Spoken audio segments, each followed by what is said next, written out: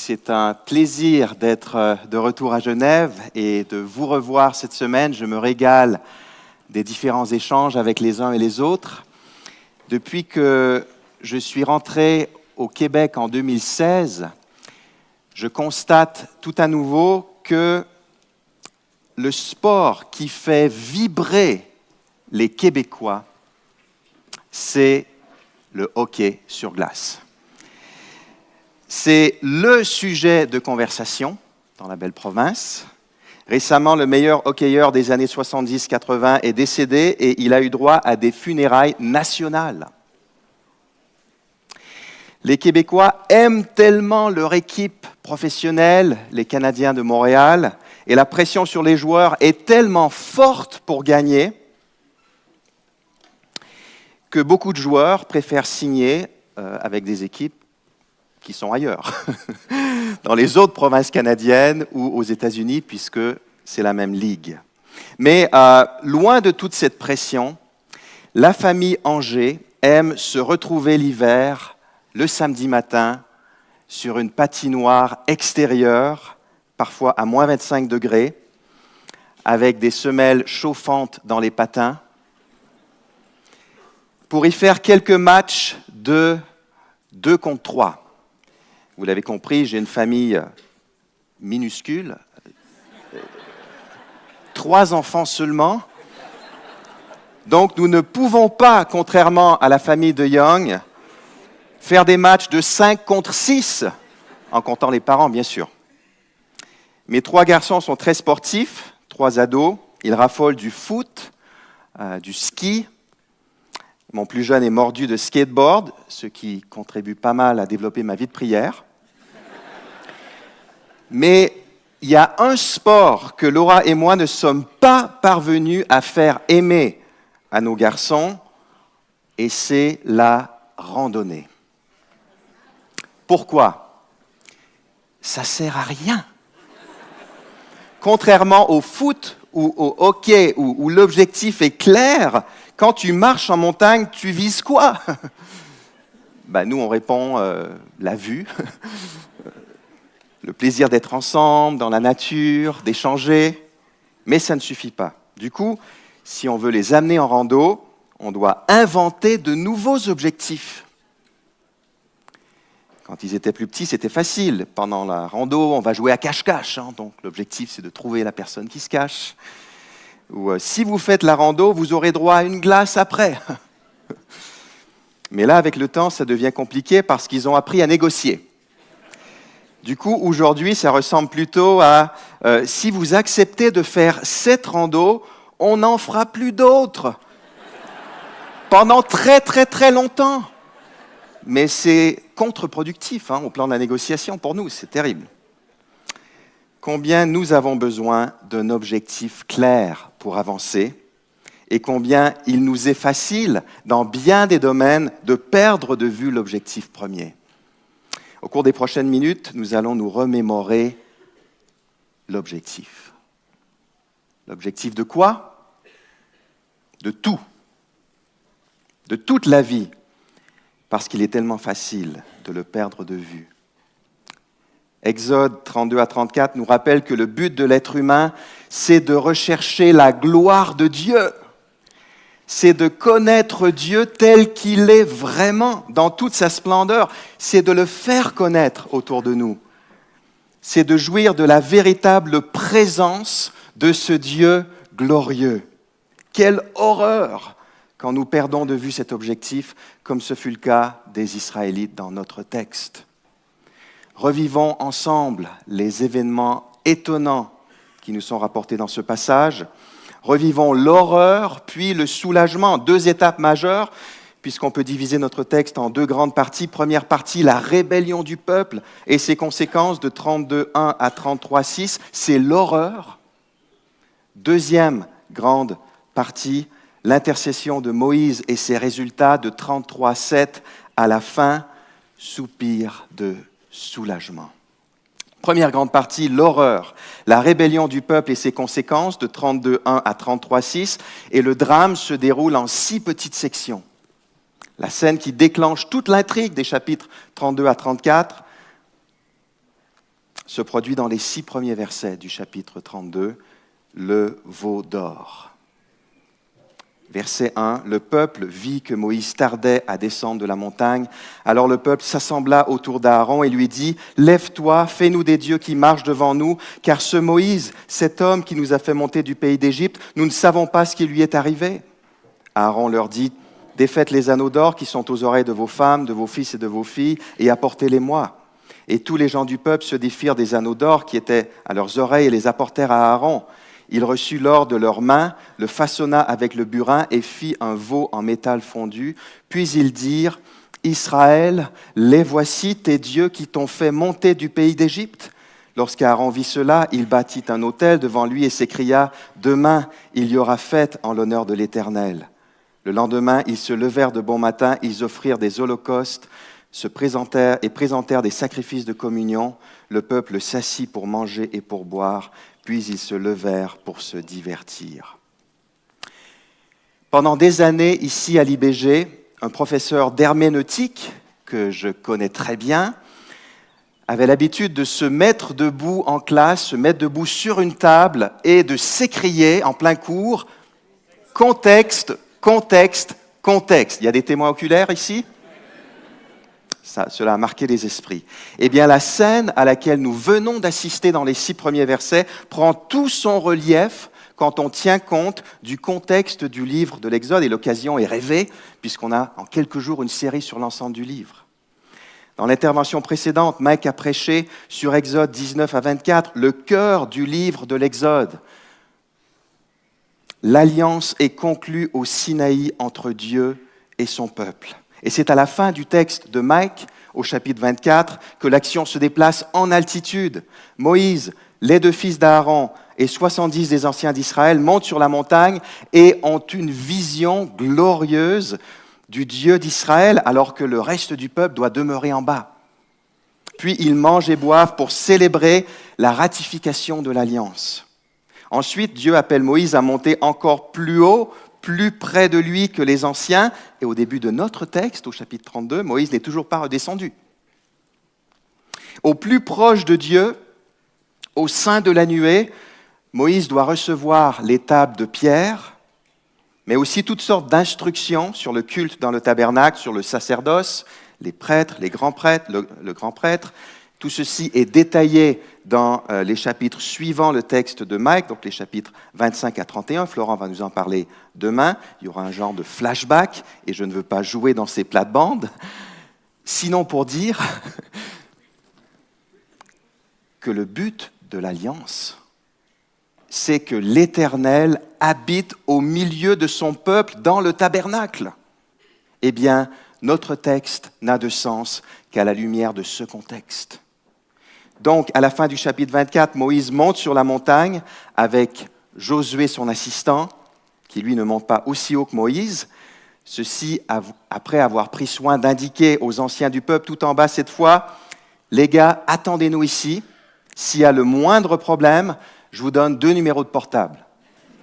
Celui d'Aaron et celui de Our, et c'est surtout Aaron qui nous intéresse ici. »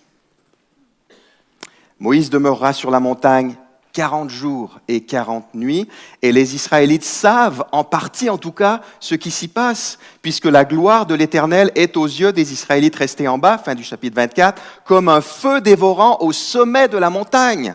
Donc ça bouge là-haut. Il se passe quelque chose de très fort. Frères et sœurs, contexte, contexte, contexte. Confectionner un veau d'or dans ce contexte, c'est comme commettre l'adultère pendant la nuit de noces. La métaphore n'est pas de moi, elle est percutante. On a eu la cérémonie de l'Alliance, le repas festif avec les anciens, et le peuple est déjà prêt à tout gâcher. Pourtant, il s'était engagé, on ne peut plus clairement, à 3 reprises. Par exemple, en 24:7, nous exécuterons tout ce que l'Éternel a dit et nous obéirons. Alors pourquoi une désobéissance aussi flagrante et indécente? Le texte dit simplement, au verset 1, que le peuple vit que Moïse tardait à descendre de la montagne. Simple impatience? Il faut sans doute imaginer plutôt que la crainte s'est emparé du peuple. Moïse est-il toujours en vie? Or, que deviendra le peuple sans Moïse?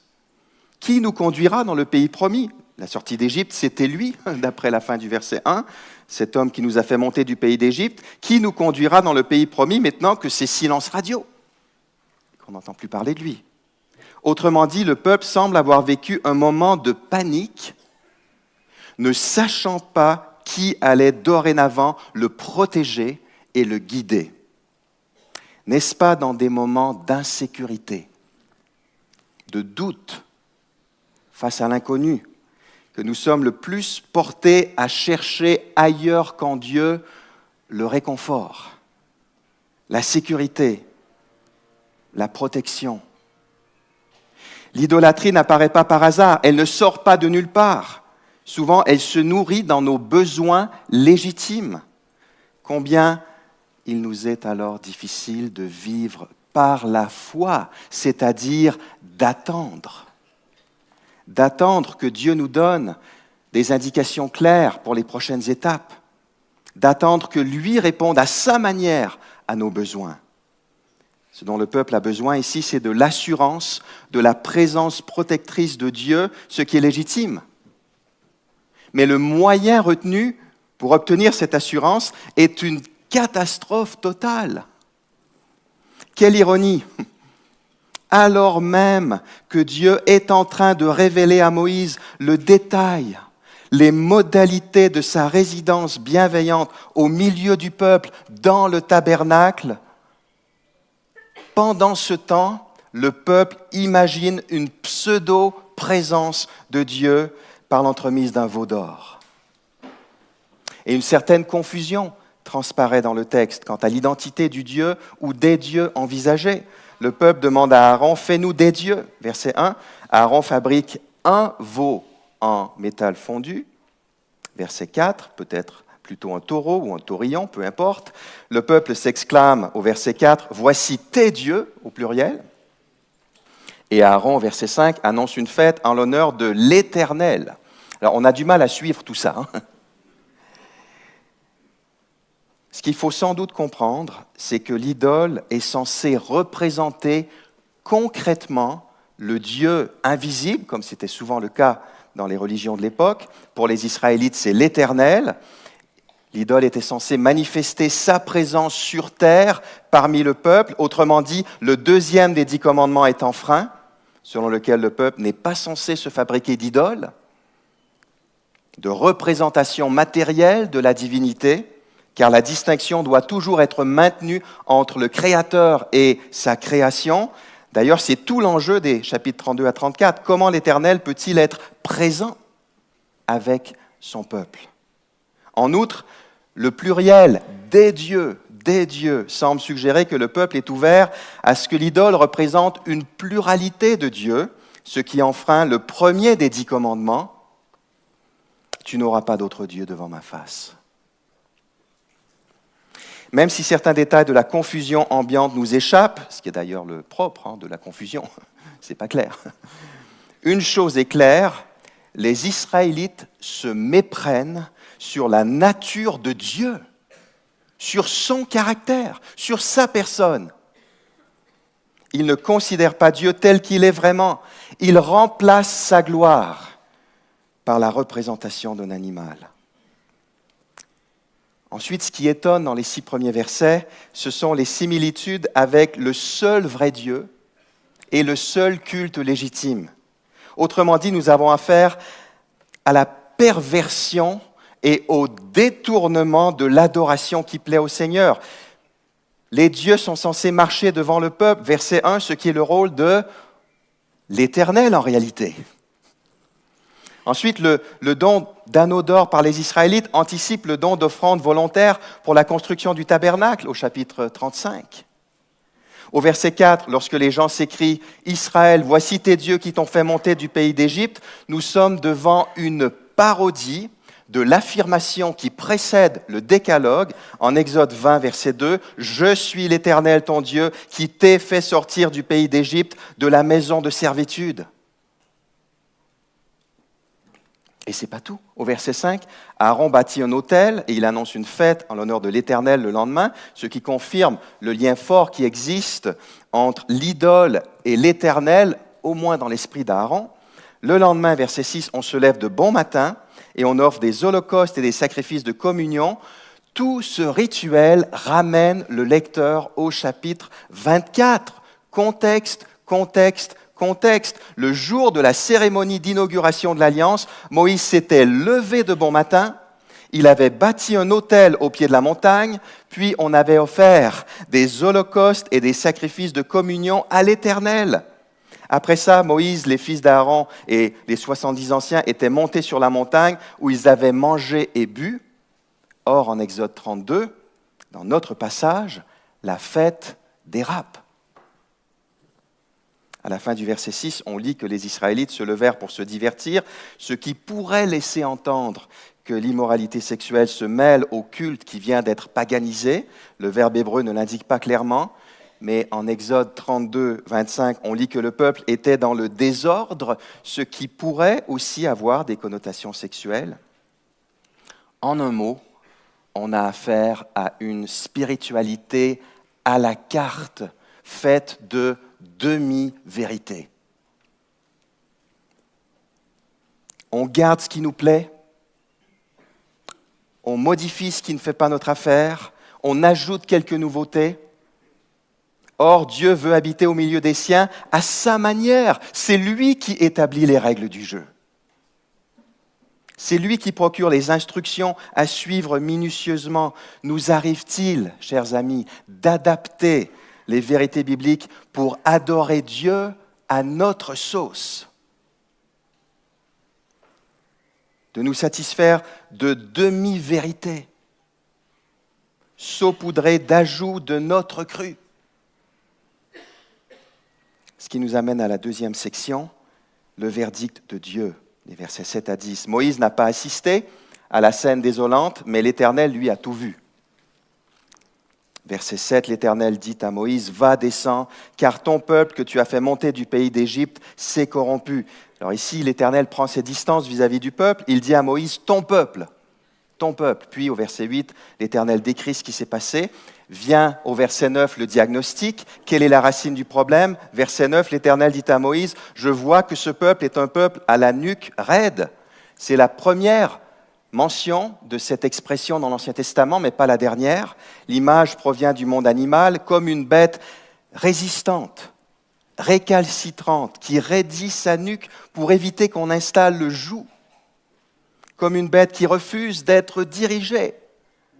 Le peuple est rebelle, son cœur est endurci. Voilà ce qui résume sa condition. Du coup, quel est le verdict divin? Verset 10. Maintenant, laisse-moi, ma colère va s'enflammer contre eux et je les exterminerai, mais je ferai de toi une grande nation. Laisse-moi.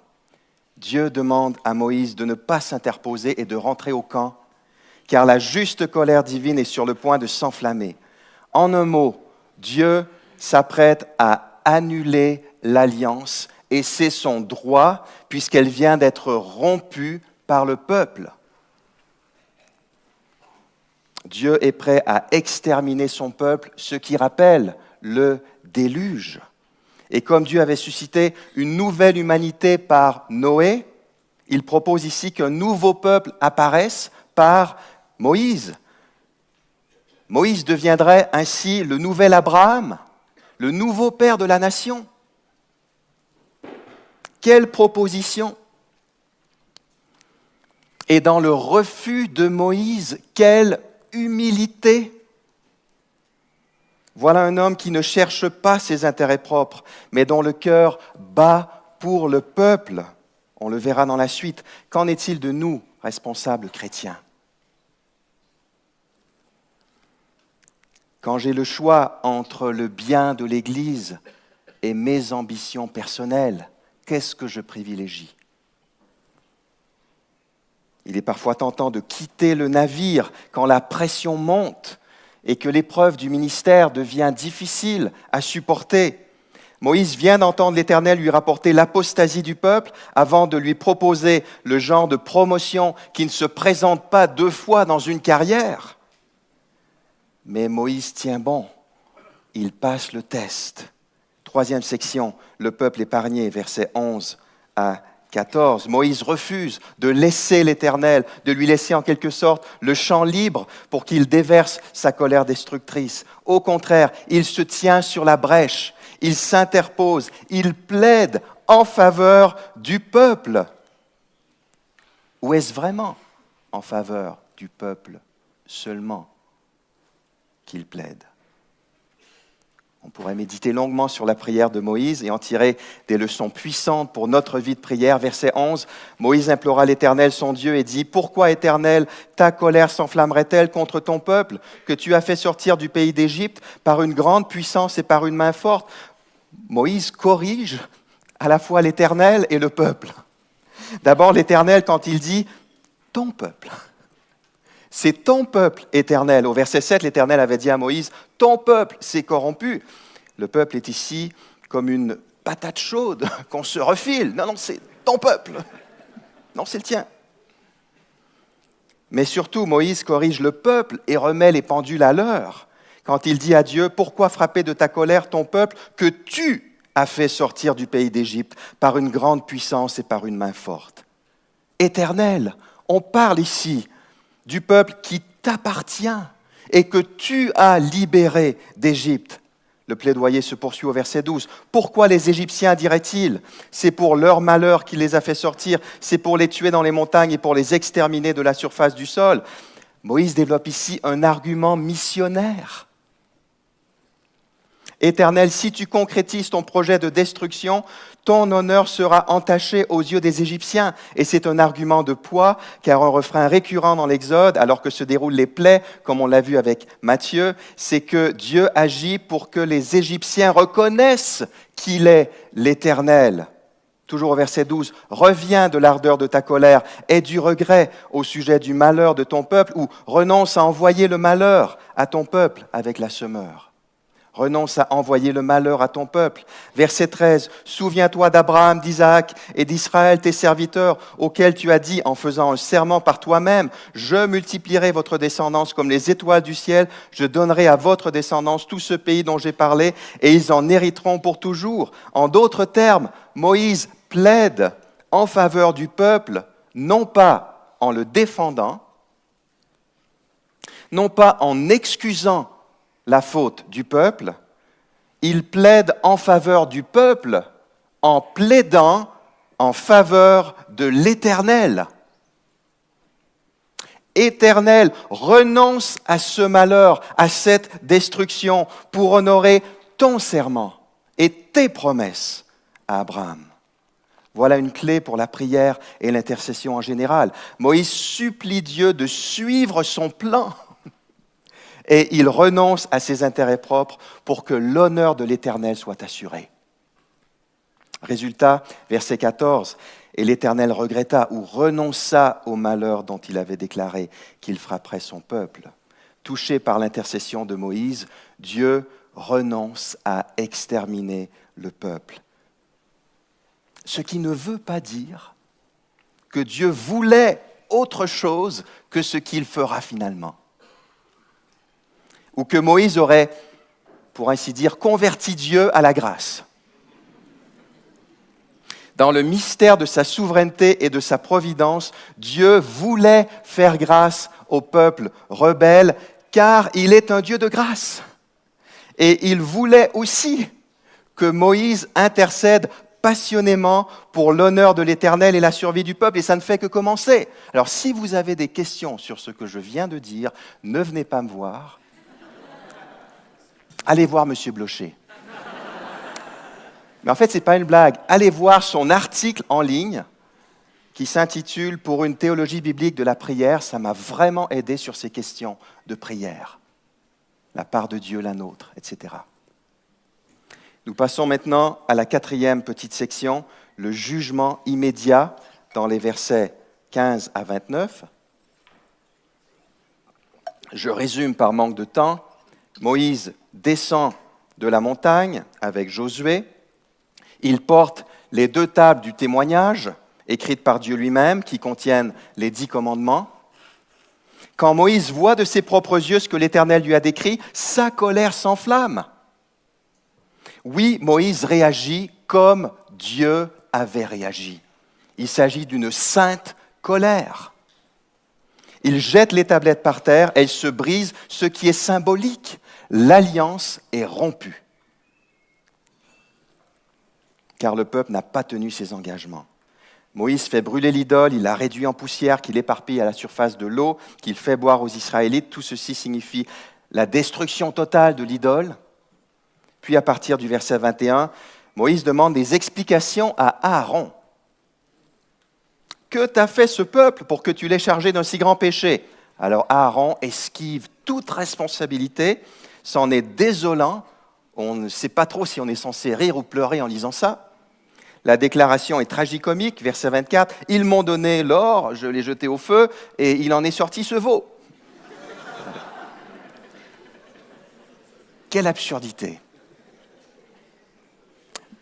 Mais, Aaron, j'ai pas le temps là. Moïse a d'autres chats à fouetter. Il doit mettre fin au désordre dans lequel se trouve le peuple à partir du verset 25. Au plan moral, le peuple est devenu incontrôlable et risque d'être la risée de ses ennemis. Alors pour arrêter l'hémorragie au moins, Moïse lance un appel auquel les Lévites répondent présents. Par la bouche de Moïse, l'Éternel lui-même confie à ses Lévites loyaux une mission de jugement immédiat. Ce jour-là, ils mettent à mort 3000 hommes. 5e section, les vœux de Moïse, de 30 à 35. Verset 30. Le lendemain, Moïse dit au peuple, « Vous avez commis un grand péché, je vais maintenant monter vers l'Éternel. Peut-être pourrais-je faire l'expiation pour votre péché. » En effet, le péché du peuple n'a pas été expié jusqu'à maintenant. Le pardon n'a pas été accordé, même si Dieu a consenti à ne pas exterminer son peuple. Moïse exprime à l'Éternel des vœux précis au verset 32, c'est son désir profond. Pardonne maintenant leurs péchés. Mais même en le demandant, Moïse se rend compte que l'exaucement est loin d'être assuré. Toujours au verset 32, sinon je t'en prie, efface-moi de ton livre que tu as écrit. Il s'agit du registre contenant les noms de ceux qui appartiennent à l'Éternel. Alors certains pensent que Moïse offre ici de subir le jugement ultime à la place du peuple, en substitut. Ce n'est pas impossible. Mais le texte ne l'indique pas clairement. Il semble plutôt que Moïse exprime toute l'étendue de sa solidarité avec le peuple. Si tu ne pardonnes pas au peuple et si tu effaces les Israélites du registre céleste, efface aussi mon nom. Je suis avec eux, à la vie, à la mort. Soit nous t'appartenons tous, et tous nos noms figurent dans le registre céleste, soit aucun d'entre nous ne t'appartient, moi y compris. Mais je refuse tout traitement de faveur. Autrement dit, Moïse ne proposerait pas de mourir pour le peuple, mais avec le peuple. Si jamais le pardon n'était pas une option sur la table. Quel que soit le détail de l'interprétation retenue, Moïse préfigure ici notre Seigneur Jésus-Christ, qui s'identifiera pleinement au peuple de Dieu, et dans son cas, il le fera clairement au point de mourir à la place des coupables. Avec les 2 lectures, Moïse préfigure Christ. Quoi qu'il en soit, l'Éternel refuse. Donc de toute façon, ça ne passe pas. Verset 33, l'Éternel dit à Moïse, « C'est celui qui a péché contre moi que j'effacerai de mon livre. Chacun est responsable pour lui-même et chacun doit vivre ou mourir d'ailleurs avec les conséquences de ses actes. » Dieu se réserve aussi le droit, dans les versets 34 et 35, de juger de nouveau le peuple pour la rébellion du veau d'or. Maintenant, j'aimerais canaliser toute la suite de notre méditation. Moïse a demandé que le peuple ne soit pas exterminé. C'est bon, c'est accordé.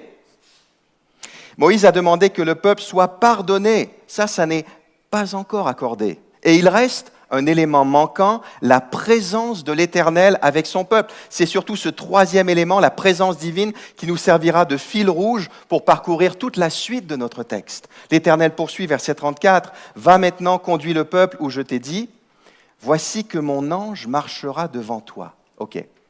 Donc, notre thématique de la présence de l'Éternel émerge ici. Soyons bien attentifs à son développement. C'est un peu subtil. C'est comme une petite boule de neige qui va devenir immense, pardon pour l'image canadienne, surtout à cette période de l'année. Dieu dit à Moïse, « Conduis le peuple vers le pays promis. » Ma présence, c'est via mon ange, un messager qui certes représente l'Éternel, mais apparemment de façon assez limitée. Il guidera, protégera le peuple en mouvement, mais il n'assurera pas l'habitation permanente de l'Éternel au milieu du peuple. Et en plus, ma présence, c'est pour toi seul, Moïse, pas pour l'ensemble du peuple. Voici que mon ange marchera devant toi. Enfin, une certaine distance est maintenue. L'ange sera devant toi. Maintenant, la sixième et dernière section de notre première grande partie, l'absence tragique, chapitre 33, les versets 1 à 6. Verset 1, l'Éternel dit à Moïse, « Va, toi et le peuple que tu as fait monter du pays d'Égypte, monte ici vers le pays que j'ai promis avec serment à Abraham, Isaac et Jacob, en disant, je le donnerai à ta descendance. » OK. Et la présence de l'Éternel dans tout ça. C'est le fil rouge. Verset 2, « J'enverrai devant toi un ange, et je chasserai les Cananéens, les Amoréens, etc. » Verset 3, « Monte vers un pays découlant de lait et de miel. » Je m'arrête là. S'agissant de la présence de Dieu, c'est comme en 32-34, un ange devant Moïse. Ça se limite à ça. Et là, ce qui était implicite devient explicite. Un peu comme quand un médecin tournait poliment autour du pot avant de vous regarder droit dans les yeux et de vous dire clairement ce qui vous attend. Verset 3, toujours. « Mais je ne monterai pas au milieu de toi, de peur de t'exterminer en chemin, car tu es un peuple à la nuque raide. Devant Moïse, via mon ange, oui. Au milieu du peuple, surtout pas. » Et c'est du tabernacle dont il est question ici. La résidence de Dieu au milieu du peuple, c'est la tente de la rencontre. Pourquoi pas? C'est trop dangereux. L'esprit rebelle du peuple, sa nuque raide, à proximité de ma sainteté, ça va mal finir. Retour à la case départ, au scénario initial de l'extermination. Comme le dit un commentateur, c'est un peu comme jouer avec les câbles électriques d'une centrale à haute tension quand vous n'êtes clairement pas qualifié pour le faire. Le problème n'est pas que Dieu est imprévisible et que sa colère serait arbitraire. Au contraire, le problème est que le résultat catastrophique est prévisible. Il y a enfin quelques lignes encourageantes du côté du peuple dans les versets 4 à 6. Lorsque le peuple eut entendu cette funeste parole, il prit le deuil et personne ne mit ses ornements. L'Éternel dit à Moïse, « Dis aux Israélites, vous êtes un peuple à la nuque raide. Si je montais un seul instant au milieu de toi, je t'exterminerais. Débarrasse-toi maintenant de tes ornements et je verrai ce que je vais te faire. » Les Israélites se dépouillèrent de leurs ornements à distance du mont Horeb. Devant l'annonce de l'absence de l'Éternel, le peuple est triste. Il est en deuil. Quelle ironie! Après avoir fourni les anneaux d'or pour la confection de l'idole, les Israélites se dépouillent maintenant des ornements qui leur restent. C'est un premier signe de repentance. Et cela m'interpelle, frères et sœurs, à quel point désirons-nous la présence de Dieu parmi nous? Parce que même l'Israël rebelle de notre texte avait compris que toutes les bénédictions de l'Éternel, sans l'Éternel, ça ne sert absolument à rien. Même un pays découlant de lait et de miel, verset 3, perd tout son attrait quand celui qui nous le donne n'est pas avec nous. Maintenant, nous sommes suspendus à la décision de l'Éternel qui vient de dire au verset 5, « Je verrai ce que je vais te faire. » Nous arrivons à la deuxième grande partie du texte et nous allons accélérer, nous passons en 5e vitesse parce qu'on sait ce qu'on cherche.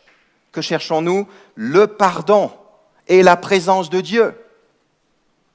Deuxième étape, le soulagement, l'intercession de Moïse et ses résultats de 33,7 à la fin.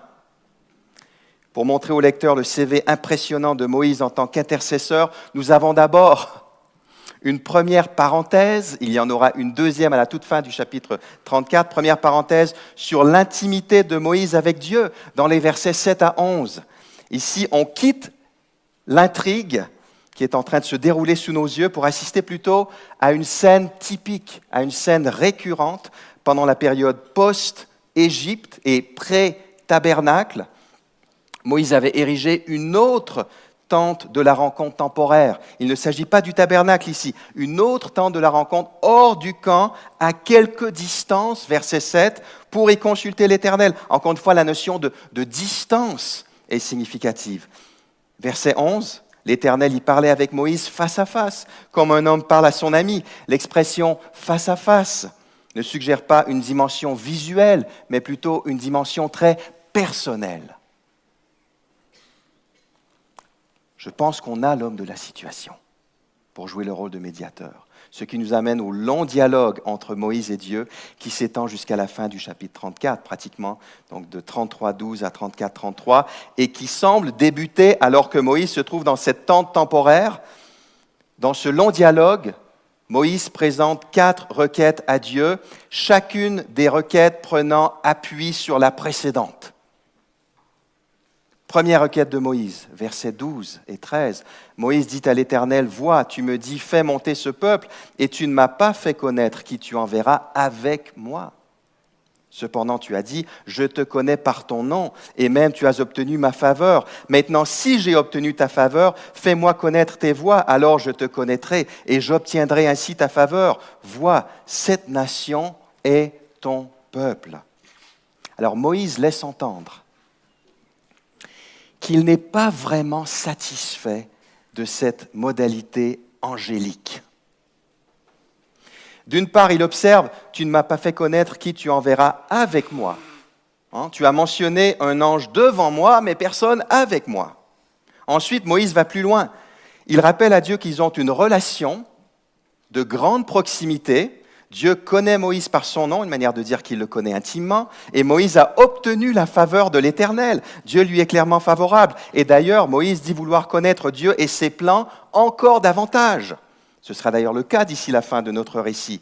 Eh bien, si la proximité dont jouit Moïse vis-à-vis de l'Éternel pouvait permettre, de quelque manière, d'améliorer cette modalité angélique, de la bonifier, comme on dit tout le temps au Québec, et si de surcroît, une modalité bonifiée pouvait profiter à l'ensemble du peuple, alors là, ce serait top. D'où la fin du verset 13, « Vois, cette nation est ton peuple ». Et le mot « nation », assez rare, renvoie à la nation sainte d'Exode 19,6, nation sainte qui a pour vocation de représenter Dieu parmi tous les peuples. Donc, une fois de plus, Moïse en appelle au projet missionnaire de Dieu, éternel, si je puis me permettre. Il me semble, à mon humble avis, que ce que tu as annoncé jusqu'à maintenant n'est pas optimal pour l'accomplissement de ton projet missionnaire. Première réponse de Dieu, verset 14. L'Éternel répondit, « Je marcherai moi-même avec toi et je te donnerai du repos. » La progression commence, l'effet boule de neige, préparez-vous. Dieu est prêt à revoir la modalité angélique et à venir personnellement. Littéralement, on lit dans l'hébreu « ma face marchera ». Alors les mots « avec toi » ne sont pas dans le texte original. Néanmoins, c'est une progression significative. On est passé de l'ange à la face de l'Éternel. Mais Moïse reste le seul bénéficiaire. Je te donnerai du repos dans le pays promis. Deuxième requête de Moïse, versets 15 et 16. Verset 15, Moïse lui dit, « Si tu ne marches pas toi-même, sous-entendu avec nous, littéralement c'est « si ta face ne marche pas, ne nous fais pas monter d'ici, Alors le verset 15 n'ajoute pas grand-chose, mais le verset clé qui clarifie les choses, c'est le verset 16. Verset 16. « À quoi donc reconnaîtra-t-on que j'ai obtenu ta faveur, moi et ton peuple? Ne sera-ce pas au fait que tu marcheras avec nous et que nous serons distingués, moi et ton peuple, de tous les peuples qui sont à la surface de la terre ?» L'expression déterminante en hébreu qui n'intervenait pas dans les versets précédents, c'est « avec nous » qui évoque le tabernacle. Dieu sera avec nous si la tente de la rencontre est avec nous. Et le raisonnement de Moïse est le suivant. La véritable marque de ta faveur pour moi et pour ton peuple, au passage, Moïse refuse d'oublier le peuple, c'est que tu acceptes de marcher avec nous. Et en plus, seule ta présence parmi nous pourra nous distinguer des autres peuples. Encore une fois, c'est l'argument missionnaire. Seigneur, si tu viens avec nous, alors seulement tu pourras accomplir ton projet d'atteindre par nous tous les peuples de la terre. En bref, Moïse refuse d'être le seul parmi le peuple à jouir de la présence de Dieu et il refuse qu'Israël soit le seul peuple à jouir de la présence de Dieu. Pour atteindre les autres peuples, cette présence doit d'abord se manifester parmi les Israélites. Deuxième réponse de Dieu, aussi brève qu'extraordinaire, verset 17, l'Éternel dit à Moïse, préparez-vous, j'accomplirai aussi cette parole que tu as prononcée, car tu as obtenu ma faveur et je te connais par ton nom. Autrement dit, c'est oui. Oui sur toute la ligne. Oui, Dieu accepte de venir personnellement avec son peuple. Oui, la construction du tabernacle peut avoir lieu. Si l'argumentaire de Moïse est irrésistible aux yeux de Dieu, c'est parce qu'il a pour origine la pensée de Dieu. Moïse a déployé ses talents de fin négociateur pour convaincre Dieu que son plan est bon. Et pourtant, si vous avez bien suivi l'évolution du récit, il y a un problème qui n'est toujours pas réglé.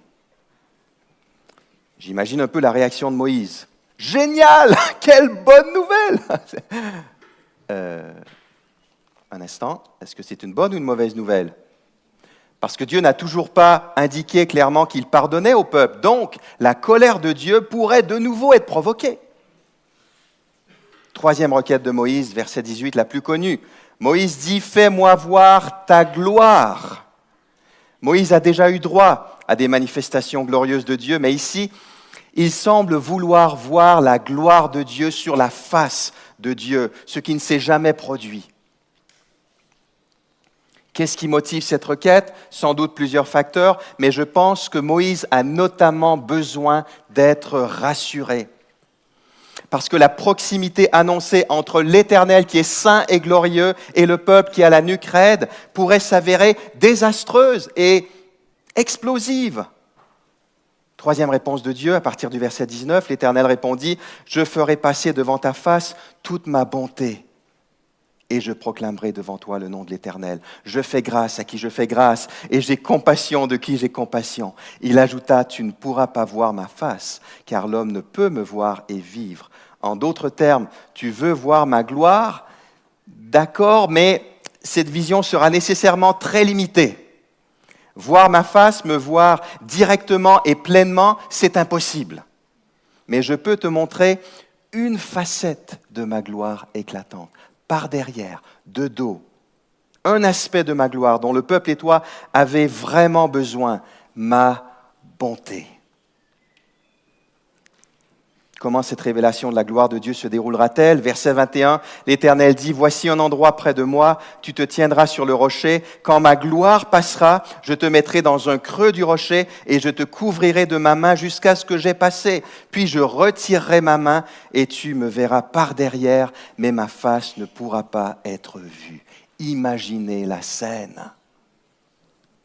Protégé de l'éclat éblouissant de la gloire de Dieu par la main de Dieu. Au début du chapitre 34, l'Éternel demande à Moïse de tailler 2 tables de pierre et de monter seul sur le mont Sinaï. Cette révélation culminante est réservée à Moïse seul, et donc il s'exécute. Au final, c'est surtout par les mots, par la parole que l'Éternel se révélera, qu'il se dévoile ici. Reprenons au verset 5. L'Éternel descendit dans la nuée, se tint là auprès de lui et proclama le nom de l'Éternel. L'Éternel passa devant lui en proclamant « L'Éternel, l'Éternel, Dieu compatissant et qui fait grâce, lent à la colère, riche en bienveillance et en fidélité, qui conserve sa bienveillance jusqu'à 1000 générations, qui pardonne la faute, le crime et le péché, mais qui ne tient pas le coupable pour innocent et qui punit la faute des pères sur les fils et sur les petits-fils jusqu'à la 3e et à la 4e génération. » Voilà l'un des textes les plus importants de toute l'Écriture à propos du caractère de Dieu. Texte d'ailleurs repris à profusion dans l'Ancien Testament et dans le Nouveau Testament. Qu'est-ce qui ressort le plus de ce passage? La grâce de Dieu, sa bienveillance, sa fidélité dans le contexte de l'Alliance, son pardon, le voilà, le pardon qu'on attendait. Sans oublier le rappel qu'il punit les fautes. Donc, grâce et justice, avec un accent délibéré dans les circonstances sur la grâce. Chers amis, le facteur décisif dans le dénouement heureux de notre récit, ce n'est pas la repentance embryonnaire du peuple. Et ce n'est même pas l'intercession de Moïse. Le facteur décisif, c'est plutôt la nature et le caractère de Dieu. 4e requête de Moïse, verset 8. Moïse s'empressa de s'incliner à terre et de se prosterner. Il dit, « Seigneur, si j'ai obtenu ta faveur, que le Seigneur marche au milieu de nous. » Et l'expression hébraïque est encore plus forte que précédemment. Ce n'est plus seulement avec nous, mais au milieu de nous. Je serais porté à commencer une nouvelle phrase au milieu du verset 9, comme dans certaines versions, ce qui donnerait à peu près ceci. « Puisque c'est un peuple à la nuque raide, veuille pardonner notre faute et notre péché et faire de nous ton héritage. » Moïse a compris que la nuque raide du peuple était une réalité à intégrer et qu'au vu de cette tendance à la rébellion, la seule manière de vivre avec Dieu, de l'avoir au milieu de nous, c'est en implorant son pardon. 4e réponse de Dieu. À partir du verset 10, l'Éternel dit « Voici que je conclus moi-même une alliance. » Et Dieu accepte de rétablir et de renouveler l'alliance que le peuple a rompue. Encore une fois, l'objectif est missionnaire. Toujours au verset 10, « Je ferai en présence de tout ton peuple des miracles tels qu'il n'y en a jamais eu sur toute la terre et dans toutes les nations. » Et ainsi de suite. Et dans les versets 11 à 26, Dieu réitère certaines des instructions de l'alliance originelle, notamment celles qui soulignent l'importance de la loyauté, au vu de ce qui vient de se passer, et le refus de l'idolâtrie. Puis, au verset 28, le dénouement. L'alliance est renouvelée et Moïse redescend. Mais on ne sort pas indemne d'une telle révélation du nom de l'Éternel. Versets 29 à 33, le visage de Moïse rayonne. Il doit même mettre un voile sur son visage. Et notre texte se termine par une seconde parenthèse sur l'intimité de Moïse avec Dieu dans les 2 derniers versets, 34 et 35. Comme pour la première parenthèse, on s'éloigne ici de l'action immédiate et on découvre une scène typique et récurrente que je vous laisse relire. Voilà, nous venons de revivre l'horreur puis le soulagement. Si je devais résumer le message central de nos 3 chapitres en une seule phrase, je dirais ceci. Devant une rébellion indécente, Dieu accepte de révéler sa grâce et de vivre au milieu de son peuple. Devant une rébellion indécente, Dieu accepte de révéler sa grâce et de vivre au milieu de son peuple. Mais il nous reste une toute petite question à aborder. Comment nous approprier tout cela à la lumière de la nouvelle alliance? Quelques pistes de réflexion, comme dirait Mike. En Exode 34, l'histoire se termine bien et nous en sommes soulagés. Mais notre enthousiasme n'est pas total. Alors c'est peut-être mon petit côté pessimiste, je suis peut-être porté à voir le verre d'eau à moitié vide plutôt qu'à moitié plein, certaines tensions n'ont pas été complètement résolues. Le peuple est porté au mal, il a la nuque raide. Ce constat reste d'actualité. C'est une maladie incurable, on est d'accord. D'ailleurs, en 1 Roi 12, 28, le roi Jéroboam fera fabriquer 2 veaux d'or et il dira au peuple, Israël, voici tes dieux qui t'ont fait monter du pays d'Égypte. Ça vous dit quelque chose? L'histoire se répète. Ensuite, en Exode 33 et 34, le pardon est accordé sur la base du caractère de Dieu qui est plein de compassion et de grâce. Mais le péché du peuple n'est toujours pas expié. Or, en Exode 34, 7, l'Éternel précise qu'il ne tient pas le coupable pour innocent. Qu'adviendra-t-il de la justice de Dieu? Et une dernière tension, dans notre texte, Moïse brille, littéralement d'ailleurs, son visage brille, mais par contraste, Aaron déçoit.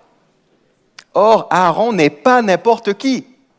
C'est le premier grand prêtre de l'Alliance, ce qui fait dire à un spécialiste de l'Ancien Testament que notre passage annonce la faillite du sacerdoce aaronique dès sa création. Et si vous n'êtes pas suffisamment déprimé en entendant ma petite liste de soucis, et là je restais vraiment dans le texte, poursuivez la lecture du Pentateuque et constatez que même Moïse, même lui, dont l'intimité avec Dieu et l'intercession passionnée ont fait une différence incontestable en Exode 32 à 34, même lui n'entrera pas dans le pays promis à cause d'une faute regrettable. Vous avez compris qu'il nous faut absolument une nouvelle alliance.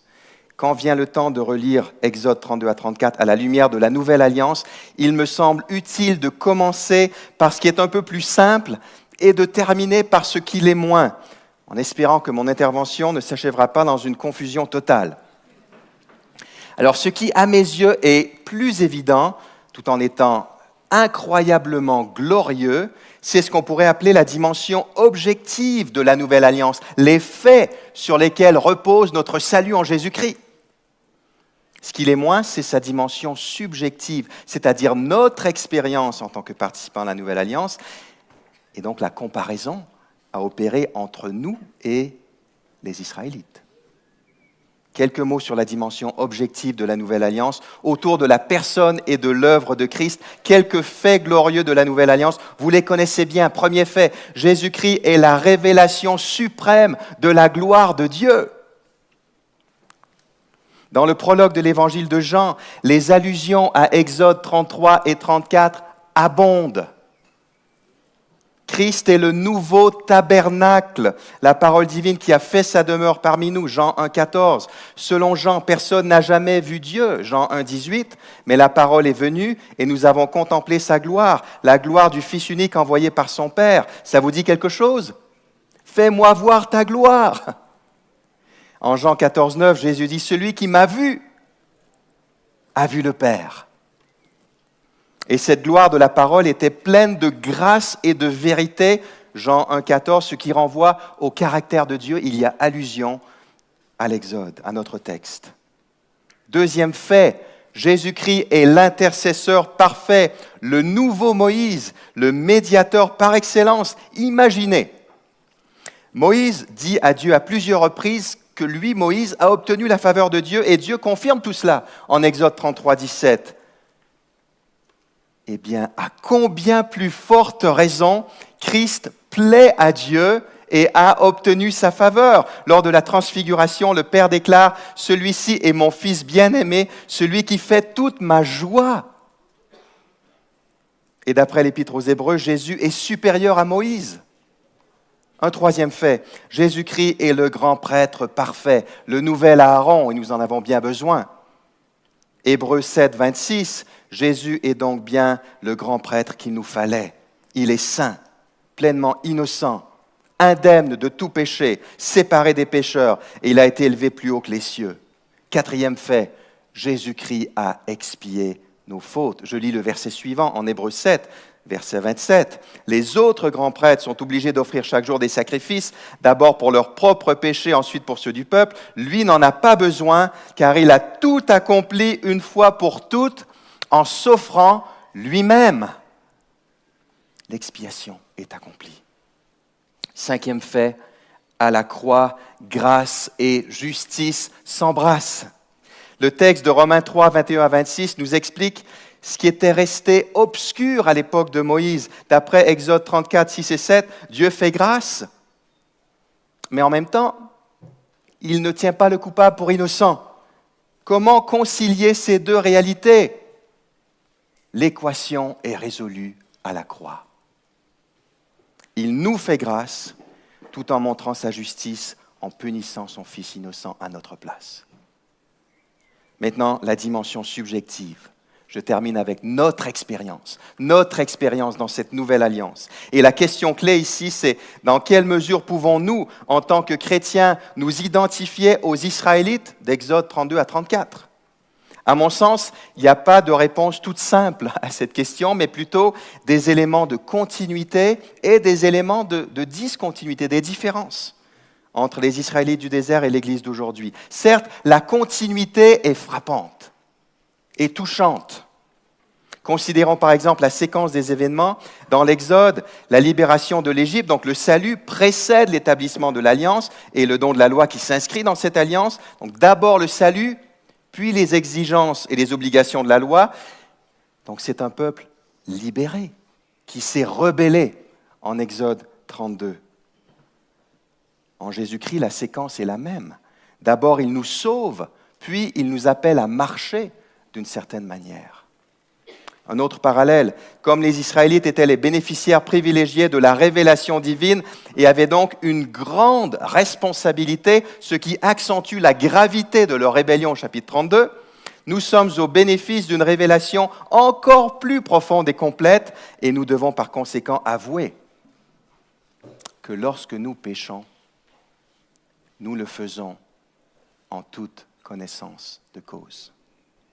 Avec les grands privilèges viennent les grandes responsabilités.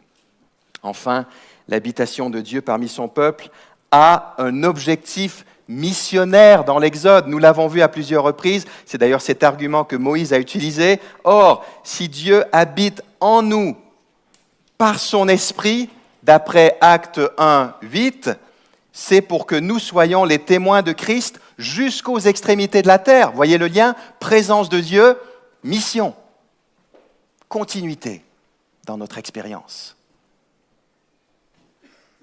Vraiment, on pourrait en rester à la continuité tellement elle est forte.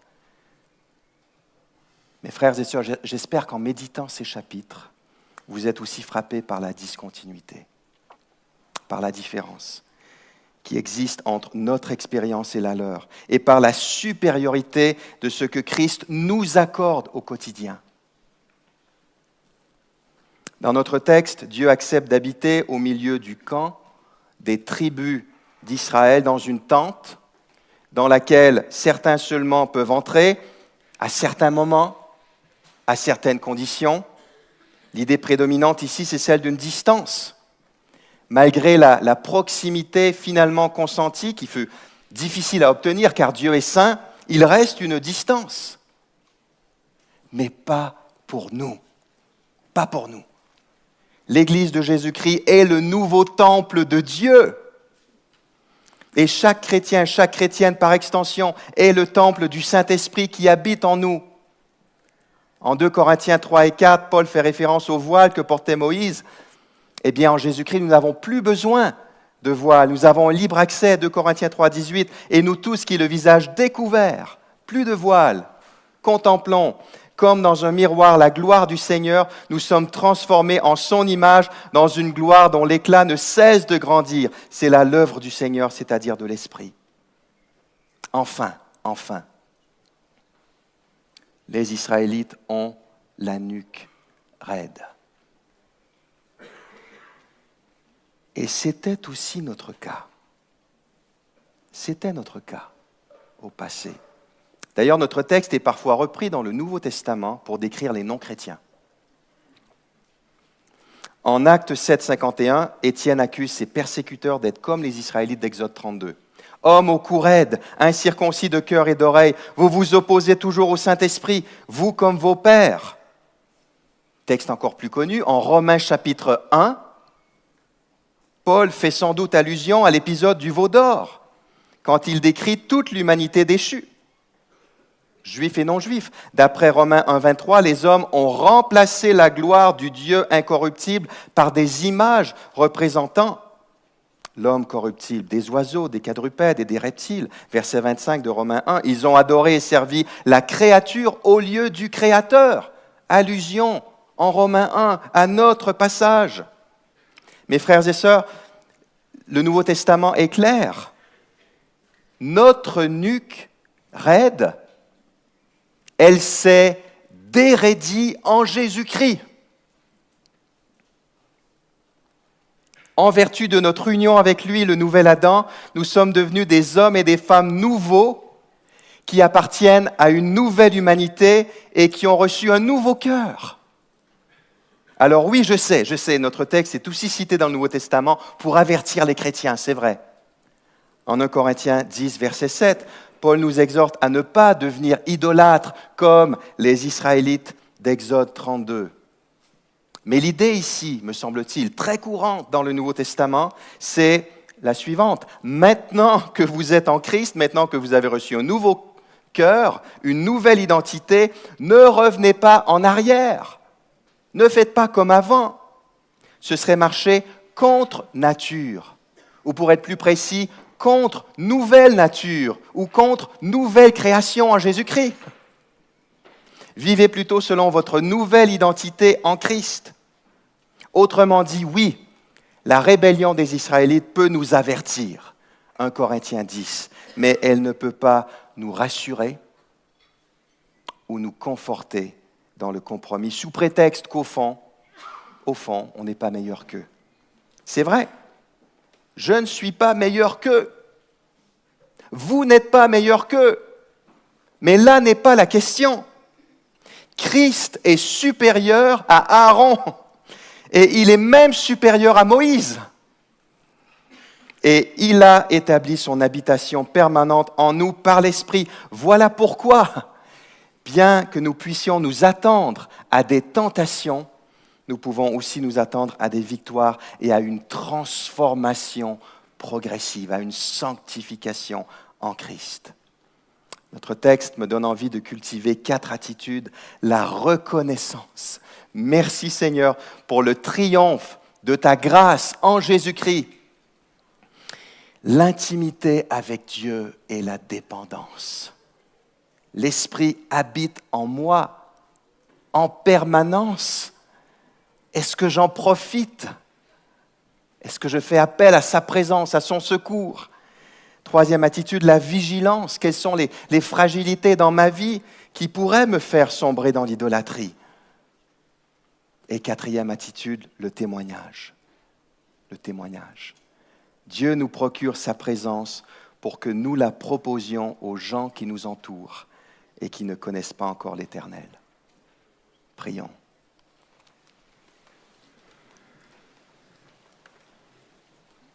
Père céleste, Dieu de notre Seigneur Jésus-Christ,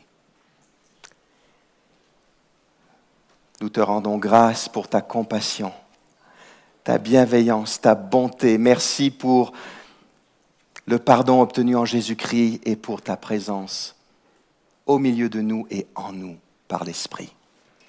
Que nous puissions vivre cette présence en Église et individuellement. Nous te le demandons au nom de Christ. Amen.